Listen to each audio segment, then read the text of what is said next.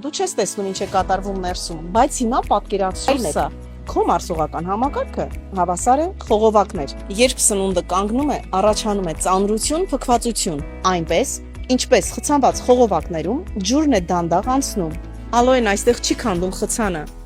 Այն օգնում է, որպեսզի ավելի սահուն անցնի սնունդը։ Պատկերացրու փոշեկուլ, երբ հատակը կեղտոտ է, մեկ անցումով չի մաքրվում։ Պետք է մաքրել նորից, նույնը ներսում։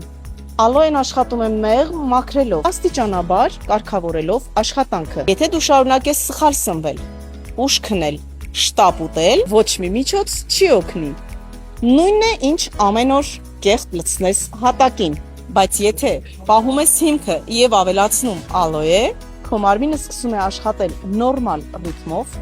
առանց փքվածության եւ լարվածության։ Եթե ուզում ես հասկանալ ինչպես օգտագործել, գրիր մեկնաբանություններում ալոե։